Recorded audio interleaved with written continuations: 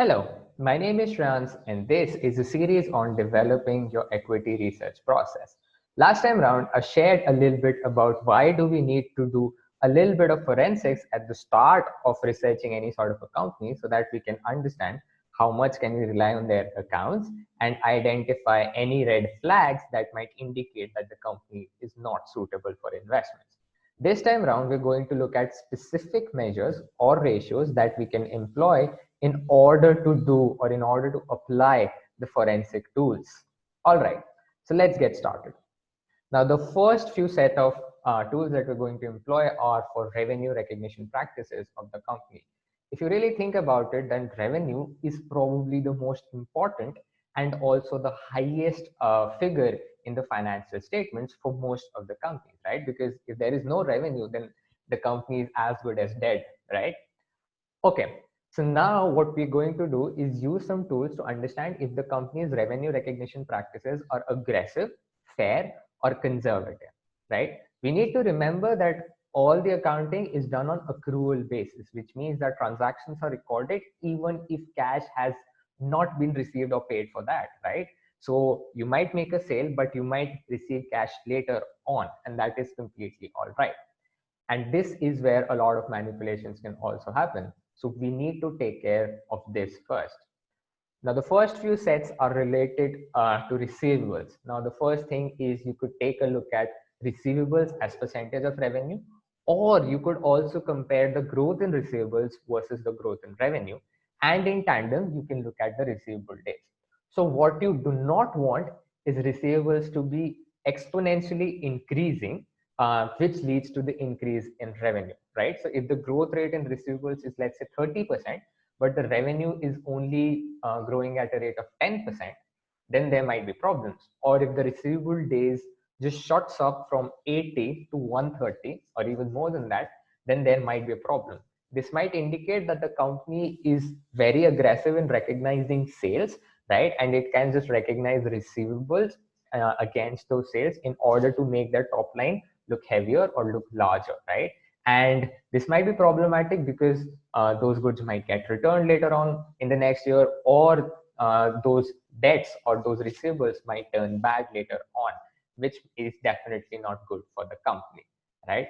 So these are a couple of ways that which you can look at if what's the ratio between, let's say, the credit sales and the cash sales, and if the company is recognizing too much of revenue too much in advance, right?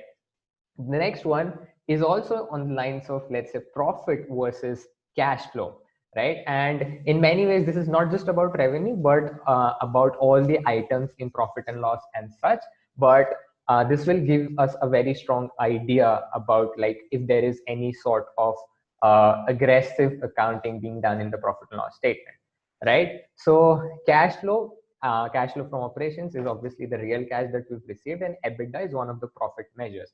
Now, depreciation and amortization are non-cash expenses, and interest in a lot of cases is treated as a financing activity, not an operating activity. And since EBITDA is pre-tax, then we also compare it with the pre-tax cash flow from operations, right? So we have the profit, then we make all the adjustments and working capital changes, which gives us the pre-tax CFO. Now, what you would want is for the pre-tax CFO to be as close as EBITDA as possible, right? If the pre-tax CFO is significantly lower than EBITDA, or this ratio is declining, then there might be problems, right? Because a lot of the profit or the lot of the EBITDA might be related to accruals and which has not been converted into cash. And again, this might indicate that there might be some sort of problem. The next one is percentage of non-operating income, right? So there are the company's operations, which leads to the revenues, and there are other sources of revenue that the company can also get. For example, if it has idle cash lying around, then it might have invested that cash, and it might receive some income on that. So a lot of firms do this.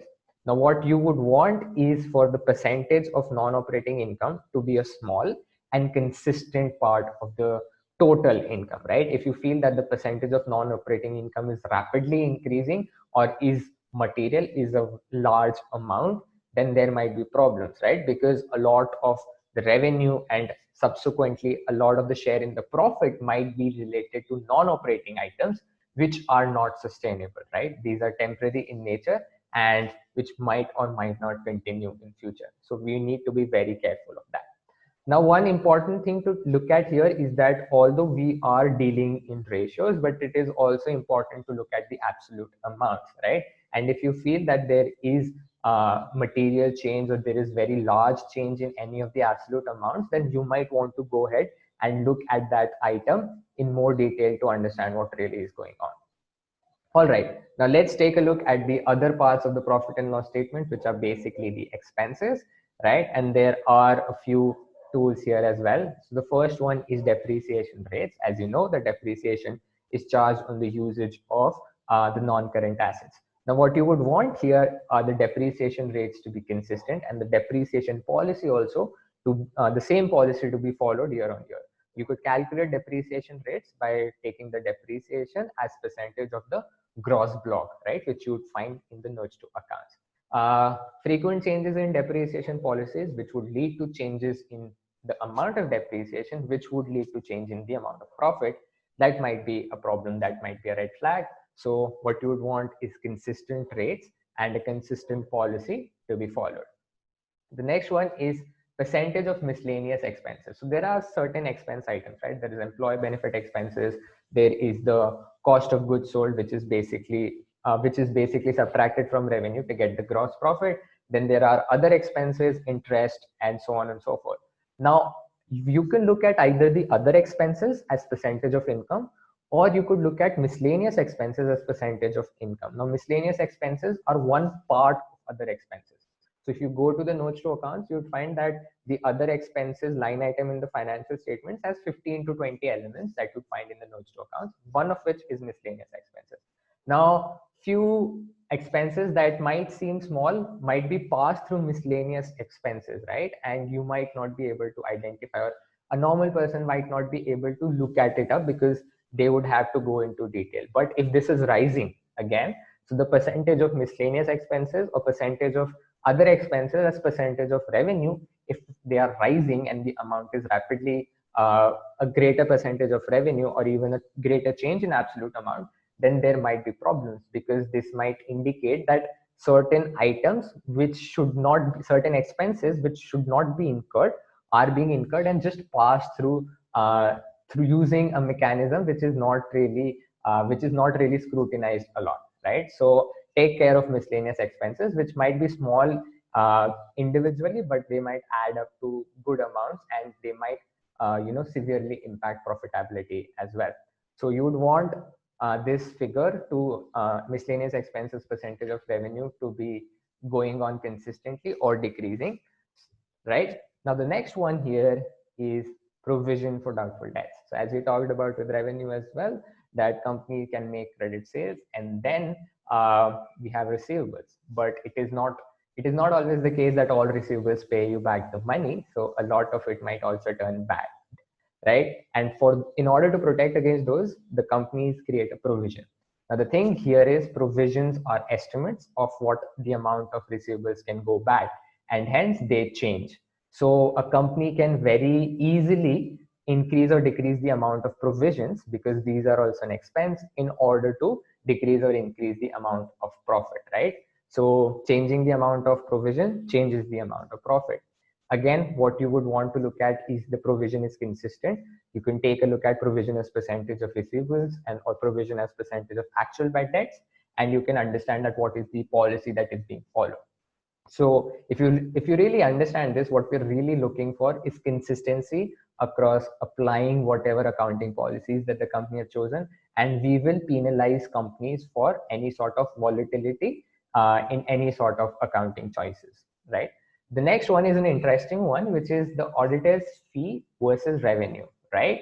Auditor's fees is also one part of the other expenses line item, and this is a very good check in the way that if the auditor's fees are increasing a lot while the revenue is not really increasing a lot, then this might mean that there might be some problem with the auditors and they might not be doing their job as required, right? So let's say the revenue is barely increasing or revenue stable, but year after year the auditor's fees are increasing at 10% or 15% or 20%, then this might mean that there are few things that the promoters are trying to hide, and they're paying the auditors more than is required in order to ensure that whatever shenanigans they've employed are going through the auditors, right? So this is what you want to look at as well. So this is sort of a check, an overall check to understand that how the quality of audit is. And finally, we're also going to take a look at exceptional items, right? So a lot of times companies might use exceptional items as an excuse to hide some sort of operating losses, right? Because exceptional items by definition are one-off and they should not be repeated. But if you find that consistently there is one or the other exceptional item, then there might be problems with how the company is reporting that. Another thing that you can look at with respect to both the revenue and expenses is the non-operating part, right? So company might transfer some non-operating revenue to operating revenue, or company might transfer some operating expenses to non-operating expenses to pass them as one-off, right? Because one-off means that it will not continue later. And in this case, using this, they would result in higher revenue and lower continuing expenses, and which will impact, which will actually improve profitability, so to speak. Right now, just like we did for the financial statements, we'd calculate these tools for an extended period, for example 5 years or 6 years, to understand the trend. We can also compare it with the median or the industry average to understand where the company really stands with respect to that. So these were the few tools that we can use to look at the profit and loss statement. In the next one, we are going to look at the different tools that we can employ in order to understand if there are any sort of manipulations being done on the balance sheet side of the accounts.